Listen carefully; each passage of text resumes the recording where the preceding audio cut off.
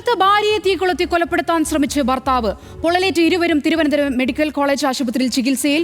കൊല്ലം അച്ചൻകോവിൽ സ്വദേശി ശ്രീധുവിന് നേരെയാണ് ഭർത്താവ് ഷെഫീഖ് ആക്രമണം നടത്തിയത്. വിവരങ്ങളുമായി കൊല്ലത്ത് നിന്ന് ഷമീർ ചേരുന്നുണ്ട്. ഷമീർ, എപ്പോഴായിരുന്നു സംഭവം? ഇരുവരുടെയും ആരോഗ്യനില എത്തരത്തിലാണ്? ശ്രുതി ഇന്ന് വൈകിട്ടോടു കൂടിയാണ് ഇത്തരത്തിൽ ഇരുവരെയും പൊള്ളലേറ്റ നിലയിൽ കാണപ്പെട്ടത്. ശ്രുതിയും ഭർത്താവ് ഷെഫീഖും തമ്മിൽ വിവാഹം കഴിഞ്ഞിട്ട് 6 വർഷമാകുന്നു. പക്ഷേ ഇവർ തമ്മിൽ ചില പ്രശ്നങ്ങൾ നിലനിൽക്കുന്നു എന്നാണ് പോലീസിന്റെ വാദം. ഇതുമായി ബന്ധപ്പെട്ട് രാവിലെ ഇയാൾ മദ്യപിച്ചെത്തി വീട്ടിൽ നിരന്തരം പ്രശ്നങ്ങൾ ഉണ്ടാക്കുമായിരുന്നു എന്നാണ് പോലീസ് പറയുന്നത്. ഇതുമായി ബന്ധപ്പെട്ട് രാവിലെ അച്ചൻകോവിൽ പോലീസ് സ്റ്റേഷനിൽ വിളിച്ചു വരുത്തി താക്കീത് ചെയ്ത് പറഞ്ഞയക്കുകയും ചെയ്തിരുന്നു. ഇതിനുശേഷമാണ് വൈകിട്ടോടുകൂടി ഈ വീട്ടിൽ രണ്ടുപേരെയും മുറിയിൽ പൊള്ളലേറ്റ നിലയിൽ കാണപ്പെട്ടത്. ഇയാൾ ഭാര്യയെ ശ്രുതിയെ പെട്രോൾ ഒഴിച്ച് അപായപ്പെടുത്തിയതാകാം, ഇതിനിടയിൽ ഇയാളുടെ ശരീരത്തിൽ പൊള്ളലേറ്റതാകാം എന്നാണ് പോലീസിന്റെ പ്രാഥമിക നിഗമനം.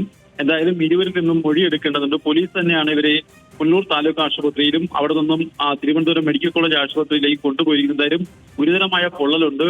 എന്തായാലും ഇരുവരുടെ മൊഴിയെടുത്ത ശേഷമായിരിക്കും ഇതിനൊരു അന്തിമ തീരുമാനം. പോലീസിന്റെ ഭാഗത്തു നിന്നും ഇത് ആരാണ് ഈ അക്രമം നടത്തിയതാണോ അതോ സ്വയം ഇരുവരും ജീവൻ ഒടുക്കാൻ ശ്രമിച്ചതാണോ തുടങ്ങിയ വിവരങ്ങൾ പുറത്തു വരികയുള്ളൂ.